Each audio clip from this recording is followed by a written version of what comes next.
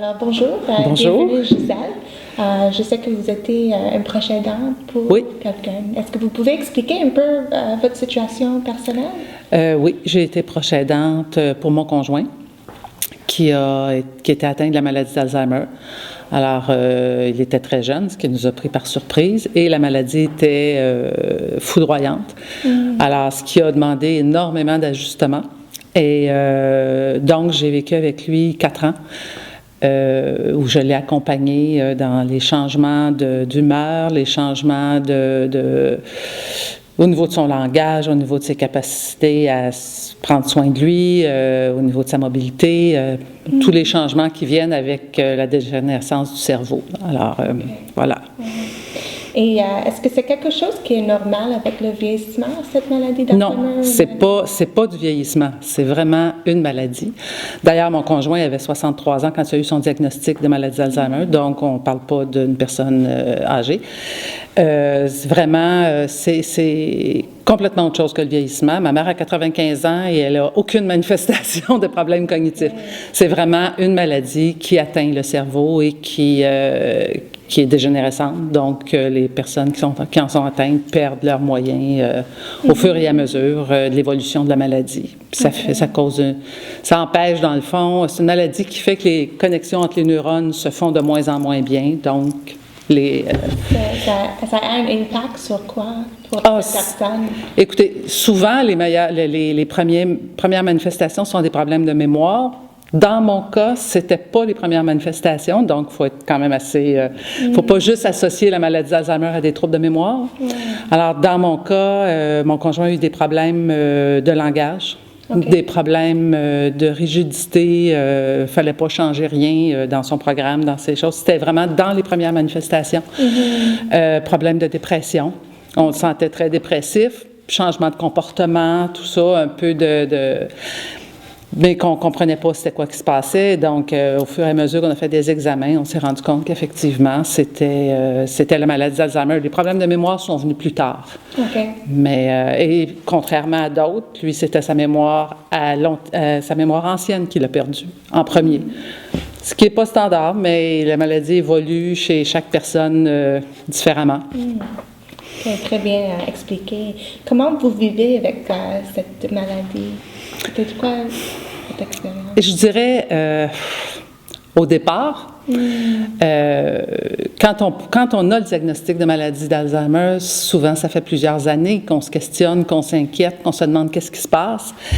Le diagnostic, souvent, dans mon cas, je dirais, a été une bombe dans ma vie, mais en même temps, un soulagement. Je savais ce qui se passait maintenant. Et je pense que pour Gaston, c'était la même chose. Lui aussi savait à quoi il faisait face. Donc, on s'était forcés tous les deux de rester dans le moment présent puis de faire le plus de choses qu'on pouvait ensemble avant que la maladie lui enlève toutes les possibilités. Là. Mais c'est extrêmement difficile. En même temps, je dirais qu'on a fini par se centrer sur l'essentiel, sur notre relation à nous. Et ça nous a amenés jusqu'à la fin, parce que mon conjoint est décédé, ça fait presque 2 ans. Le lien du cœur, je dirais, est resté présent. Puis je dirais que dans le fond, à partir du moment où on a été capable de vivre au quotidien cette maladie-là, parce que c'est extrêmement épeurant, parce qu'on sait ce qui s'en vient, on connaît tout ce que ça veut dire, parce qu'on en entend parler partout. Mais c'est ça. Donc, à partir du moment où on a été capable de vivre avec ça, on a réussi à maintenir notre lien, le lien du cœur, et il l'a fait avec tout le monde. Même s'il ne reconnaissait plus les gens, il était heureux de les voir. Mais quand je dis ça, je dis aussi qu'il faut connaître la maladie pour être capable de faire ça. Et ça, je l'ai eu à la Société Alzheimer. Moi, j'ai été une des chanceuses où le neurologue m'a dit dans son bureau « appelle ». Aujourd'hui, ce que j'ai fait.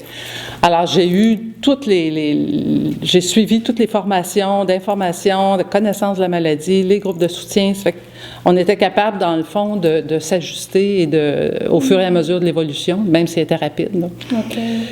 Et dans votre expérience et avoir eu le contact avec les autres proches aidants, c'est quoi les défis des proches aidants qui vivent avec quelqu'un qui est touché par cette maladie? Je dirais... de s'adapter à tous ces changements-là, d'une part, de comprendre qu'il n'y a rien que c'est pas la personne qui veut pas, c'est vraiment qu'elle ne peut plus. Alors ça, c'est important pour garder notre humeur, notre sourire, notre capacité d'avoir de l'humour et tout ça. Donc ça, c'est des choses qu'on échangeait entre nous. La capacité, le besoin de répit. Le besoin de répit, ça m'apparaît comme le plus grand besoin, et le besoin d'être entouré. Donc, les groupes de soutien m'apportaient ça par rapport au contenu de la maladie, mais j'avais des amis aussi qui nous entouraient, ça m'apportait tout le soutien affectif aussi. Alors, c'est ça. OK. Et est-ce que vos activités de jour à jour ont changé? Totalement. Ouais. Totalement. Je veux dire, dans un premier temps, j'ai arrêté de travailler. Okay. Parce que je voulais pouvoir accompagner mon conjoint puis profiter de sa présence, dans le fond, au maximum. C'est sûr qu'on a essayé de se centrer sur le plus simple, l'essentiel, mais en même temps, on a gardé des activités qui étaient des activités qui nous faisaient plaisir, à nous aussi avant.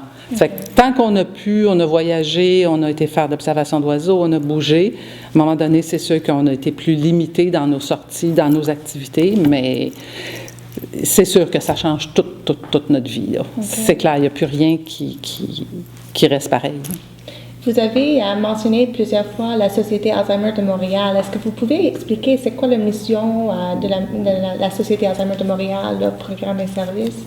La mission de la Société Alzheimer, c'est vraiment de soutenir les personnes atteintes et les proches aidants, les familles, dans le combat ou dans la réalité de vivre avec la maladie d'Alzheimer.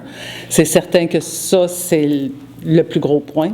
Et pour arriver à ça, dans le fond, il y a beaucoup d'activités. Entre autres, je vous ai parlé de la formation, je vous ai parlé des groupes de soutien. Gaston a aussi participé à des ateliers, à des samedis d'activités, où vraiment les activités sont adaptées à chaque personne pour leur permettre de garder le plus longtemps possible leur capacité. Alors, moi, j'ai bénéficié de nous, on a bénéficié de ces services-là. Il y a aussi des services à domicile pour certaines personnes qui peuvent moins facilement se déplacer. Alors, il y a une variété de services qui sont toujours en développement. Je me permets, parce que là, je sais que ça ne sera pas difficile, mais je me permets de dire que suite au décès de mon conjoint, j'ai eu des discussions avec les personnes de la société pour essayer de voir si c'était possible de mettre sur pied un groupe de soutien pour les personnes endeuillées de quelqu'un qui est mort de la maladie d'Alzheimer. Puis ça chemine. Donc, je pense que les gens sont très ouverts et très prêts à développer tous les services dont les personnes peuvent avoir besoin. OK. Une dernière question. C'est quoi votre espoir avec ce type de maladie ou ce type de situation? Si vous pouvez comme nommer quelque chose. Je dirais que la recherche avance et qu'on finisse par trouver un médicament.